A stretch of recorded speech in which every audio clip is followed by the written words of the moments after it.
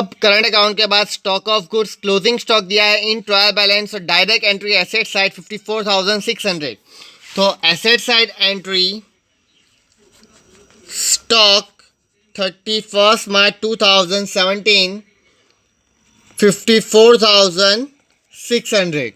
Next one, cash balance also assets, direct asset side 560, cash balance 560. Next one, current account with bank. मैंने पहले भी बताया कि ये करंट अकाउंट और फिक्स डिपॉजिट दोनों एक बैंक के टाइप्स है जिसको हम बैंक में रखते हैं, अपना बैलेंस रखते हैं करंट अकाउंट में। तो current account with the bank वो भी एसेट्स है और फिक्स डिपॉजिट ऑफ एसबीआई वो भी एसेट्स है, दोनों asset side. Current account with bank 14,000, current account with bank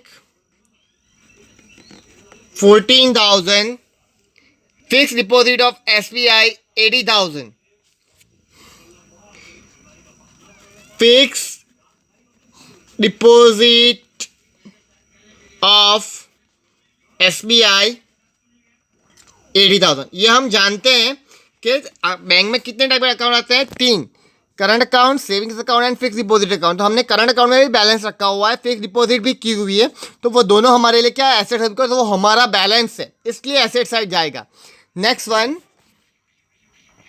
debtor and creditor. तो डेटर पे एडजस्टमेंट नंबर 4 है, तो डेटर एसेट्स है, डेबिट बैलेंस। देखो मैंने बाजू में डेबिट लिखा हुआ है, डेटर का बैलेंस डेबिट होता है, तो डेबिट साइड की अमाउंट है वो डेटर है, तो डेटर 36,800 इन इनर कॉलम, डेटर 36,800। और उसका adjustment number 4, debtor 800 is not recoverable, mean bad debts adjustment कितना दिया, 800। So minus bad debts adjustment 800 minus करोगे तो अमाउंट आएगी 3600।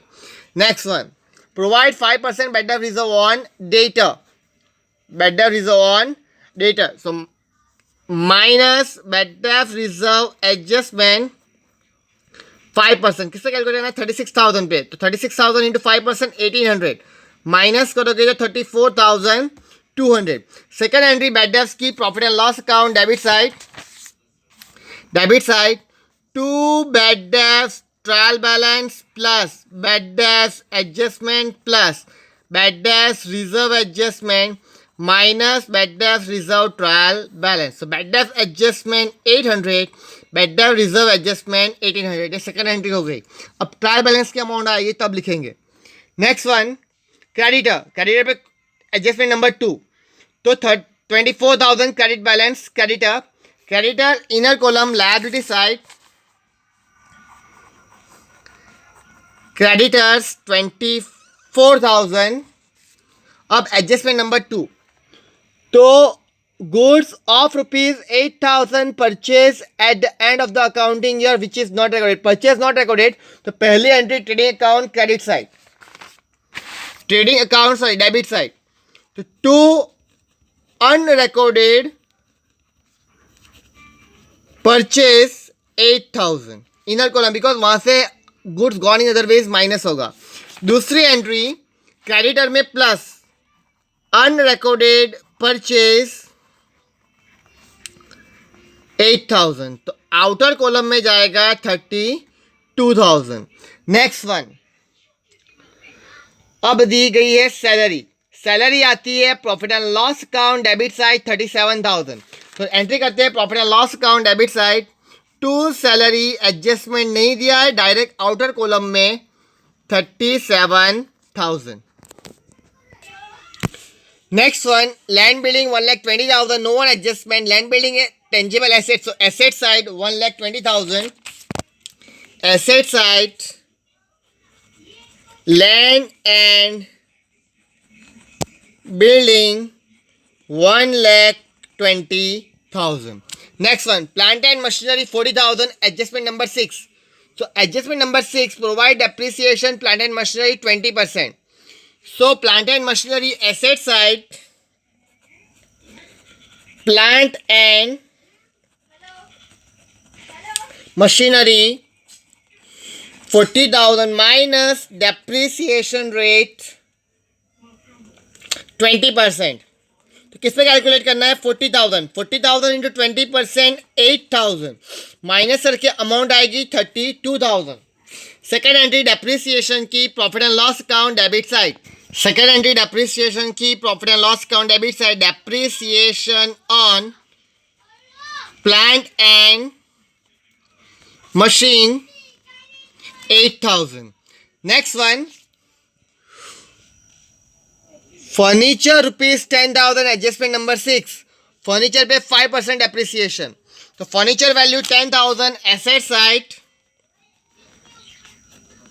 furniture 10,000 minus depreciation rate 5% 10,000 पे जो वैल्यू दी गई है उसी पे 10,000 into 5% 500. Outer column 9,500. Second entry profit and loss account debit side. To depreciation on furniture 500. Next one, insurance premium 2,000. Adjustment number 3. तो insurance premium पहले profit and loss account inner column में लिखते हैं. To insurance premium 2,000. अब adjustment number 3. Prepaid insurance 400. Prepaid insurance premium में से minus होता है अगर प्रीपेड एडजस्टमेंट के अंदर है तो minus prepaid 400. Outer column 1,600. Next entry prepaid assets. तो asset side prepaid insurance premium 400. Next one, lease hold build machinery 1st April 2016 for 5 years. 5 years के लिए स्टार्टिंग में लिया. देखो हमारा ईयर कंप्लीट होता है 31 मार्च 17 को, तो इसी साल रेंट पे लिया गया है. तो आपको दिया है lease hold machinery 1st April 2016 को रेंट पे लिया, लीज पे लिया 5 years के लिए. 5 years के रेंट 60,000. तो कैलकुलेशन देखते हैं. देखो lease hold machinery 1st April 2016 को हमने लीज पे लिया है, रेंट पे. लीज पे मीन्स रेंट पे लेना. तो 5 years का टोटल रेंट है 60,000. तो हमें तो सिर्फ एक ही साल का रेंट चाहिए 31 मार्च 17 तक का. बाकी 4 साल का रेंट उसके इस साल में जब बेनिफिट मिलेगा तब उसका राइट ऑफ होगा. तो हमें राइट ऑफ फॉर 1 ईयर. तो 5 ईयर का लीज कितना है? Rent 60,000 divide 5.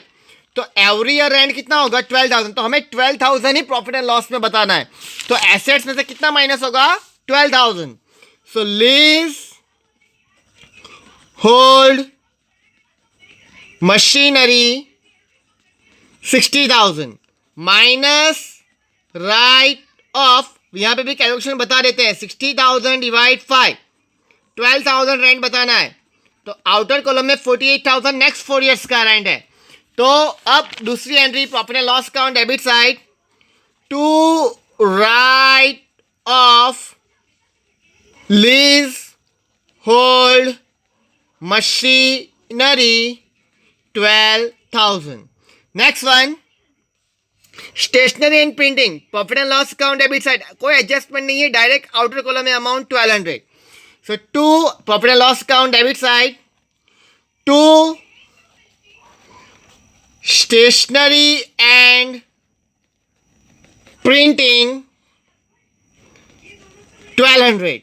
Next one, bad debts and bad debts reserve.